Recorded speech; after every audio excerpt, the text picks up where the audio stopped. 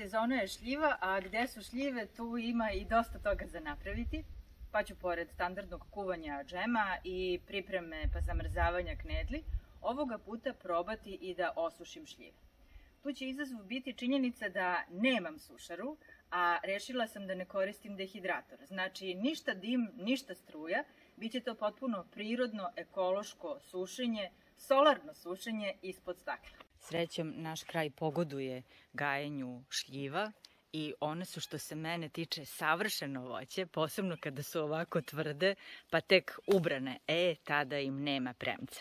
Međutim, za ovaj recept, to jest sušene šljive, neophodno je da budu zrele. Da bi bile slatke, moraju sasvim da sazre i da puste sok, a za to mora da se sačeka još koji dan.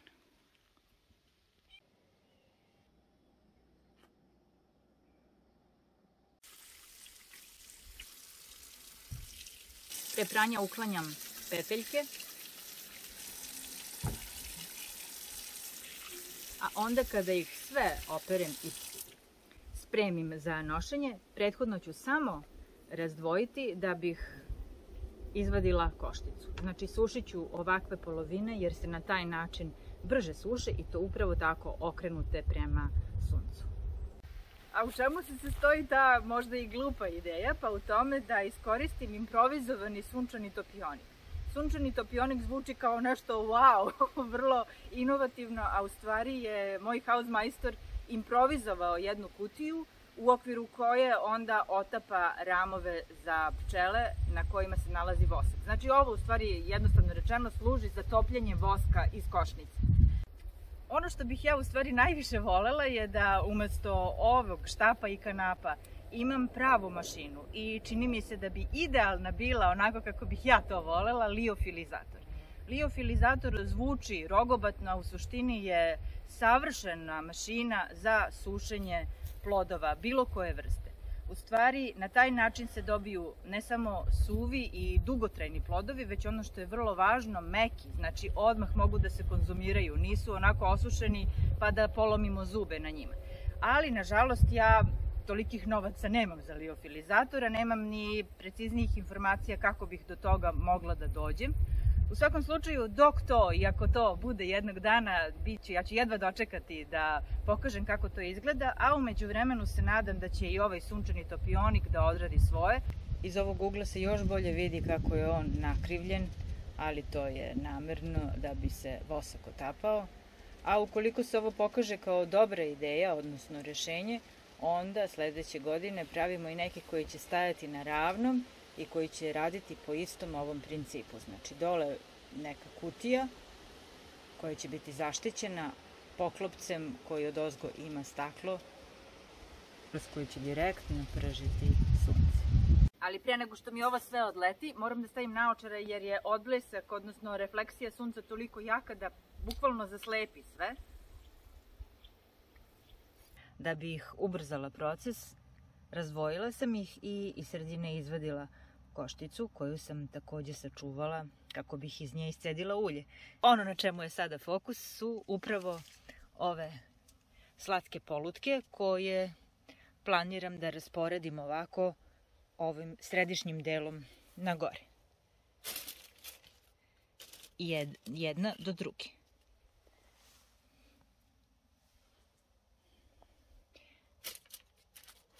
Neke su sasvim razdvojene, a neke su i dalje spojene kao školjka. Uglavnom, ono što hoću da uradim je da ih ovako složim jednu do druge skroz, jer će se one u toku sušenja skupiti.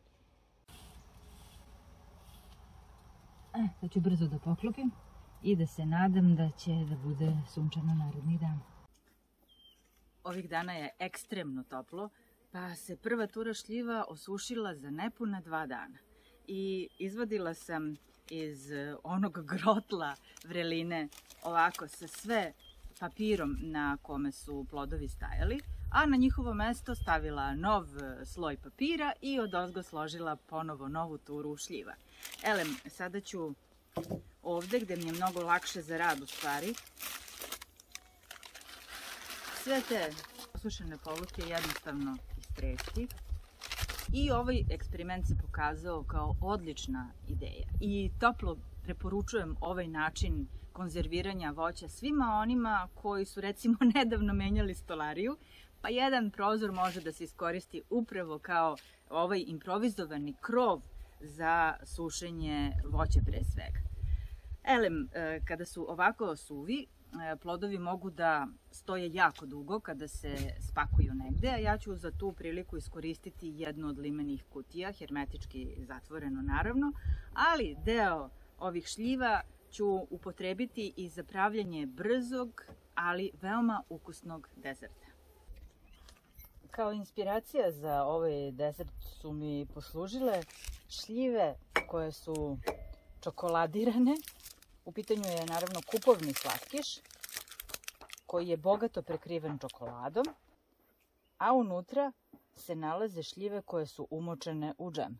S obzirom da je ova varijanta za mene preslatka, znači previše je i sladak džem i onda slatka čokolada, ja ću umesto ovog omotača od džema svoje suve šljive ubaciti u rum. Za ovu svrhu se može upotrebiti rum bez alkohola, odnosno za kolače, a može i neki od dve vrste ruma, svetli i ovaj tamni. Ovaj svetli se inače koristi za pravljenje meni veoma dragog mojito koktela i njega neću iskoristiti danas, već ću upotrebiti upravo ovaj fini tamni rum kojim ću preliti voće.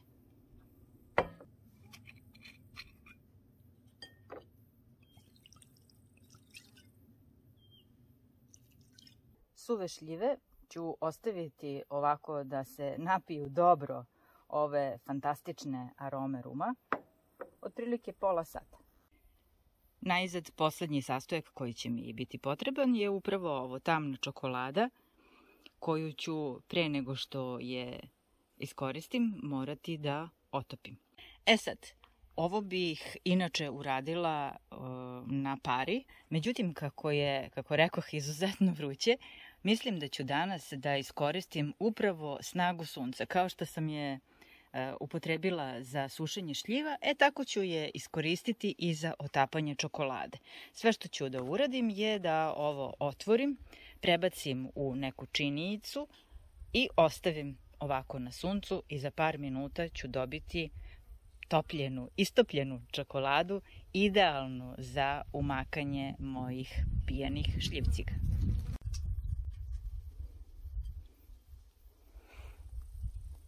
Sada najpre moram da odsedim šljive, da ne bi ništa curilo.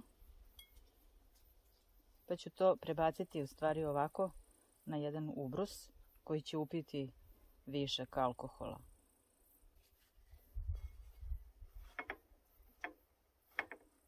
Neka stoje još par minuta na ovom žarkom suncu koje će izvući višak tečnosti, a ono što treba da uradim je u stvari da otopim čokoladu. Kako rekoh, pouzdaću se u sunce.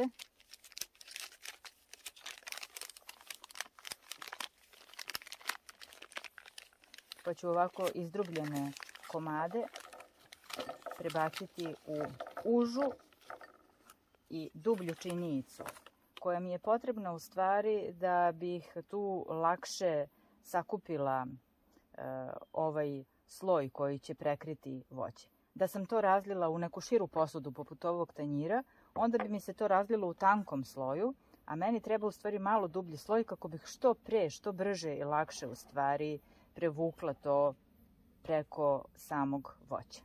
Elem, ovo sada ostavljam ovako na direktnom suncu da odradi svoje, odnosno da mi istopi čokoladu. Da bih sve obavila elegantnije, bez zamazivanja i prljanja prstiju, upotrebit ću ove štapiće za pravljanje predjela i jednostavno na svaki od njih zabosti u stvari šljivicu koju ću onda umočiti u čokoladu koja će se otopiti na suncu. I najzad, kada se čokolada otopi, sve ovo ide veoma brzo, u sekundama se meri, ali kako ovo držim jednom rukom, bilo bi mi bolje da odložim telefon, pa da u stvari čitav ovaj proces obavim mnogo efikasnije. A onda, čim i poslednju šljivu budem umočila u ovaj brown kaputić, sledi odlaganje u frižideru na nekih 30 minuta da se sve ovo stegne i da se u stvari čokolada zadrži na voću, a da ne završi uglavnom na tanjiru otopljena. Što bi se desilo da je ostavim ovako na ovoj temperaturi jer je vrlo toplo. Ohlađene štapiće sa čokoladnim šljivama ću odvojiti od podloge i servirati u čaši. Naravno, mogla bih ovo da skinem sa štapića, a onda upakujem u stanijel, odnosno foliju. Međutim, kako očekujem da ćemo ovo vrlo brzo pojesti, nema potrebe za tim. Mace naravno ne smeju da jedu čokoladu, ali to ne znači da one neumorno pokušavaju da do iste dođu.